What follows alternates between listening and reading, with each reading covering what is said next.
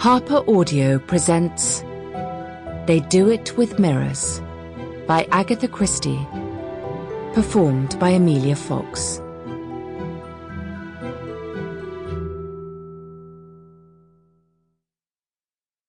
Chapter 1. Mrs. Van Rydock moved a little back from the mirror and sighed. "Well, that'll have to do," she murmured. "Think it's all right, Jane?" Miss Marple eyed the Lanvanelli creation appraisingly. "It seems to me a very beautiful gown," she said. "The gown's all right," said Mrs. Van Rydock, and sighed. "Take it off, Stephanie," she said. The elderly maid with the grey hair and the small pinched mouth eased the gown carefully up over Mrs. Van Rydock's upstretched arms. Mrs. Van Rydock stood in front of the glass in her peach satin slip. She was exquisitely corseted. Her still shapely legs were encased in fine nylon stockings.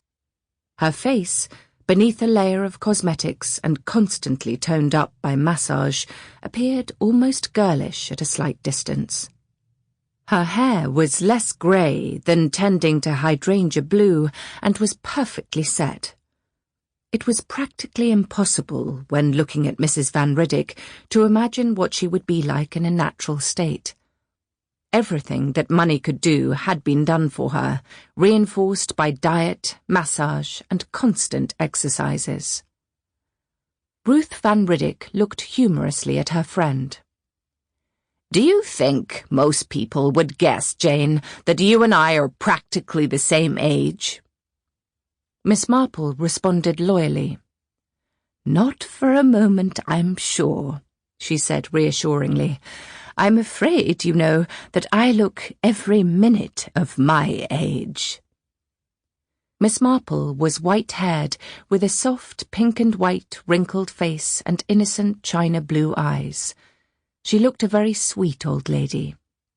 Nobody would have called Mrs. Van Rydock a sweet old lady.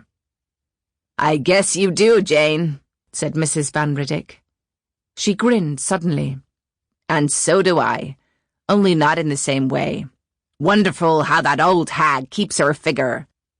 That's what they say of me, but they know I'm an old hag all right, and my God, do I feel like one."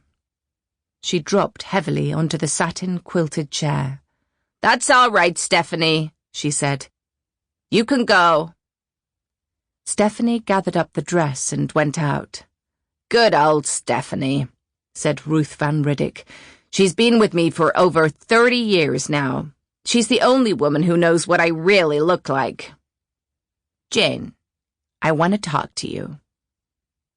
Miss Marple leant forward a little. Her face took on a receptive expression.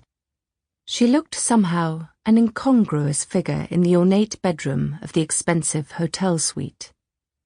She was dressed in rather dowdy black, carried a large shopping bag, and looked every inch a lady. "I'm worried, Jane, about Carrie Louise." "Carrie Louise?" Miss Marple repeated the name musingly. The sound of it took her a long way back. The pensionnat in Florence, herself the pink and white English girl from a cathedral close, the two Martin girls, Americans, exciting to the English girl because of their quaint ways of speech and their forthright manner and vitality. Ruth, tall, eager, on top of the world. Carrie Louise, small, dainty, wistful. "When did you see her last, Jane?" "Oh, not for many, many years. It must be 25 at least. Of course, we still send cards at Christmas." Such an odd thing, friendship. She, young Jane Marple, and the two Americans, their ways diverging almost at once, and yet the old affection persisting. Occasional letters, remembrances at Christmas. Strange that Ruth, whose home, or rather homes, had been in America, should be the sister whom she had seen the more often of the two. Sample complete. Ready to continue?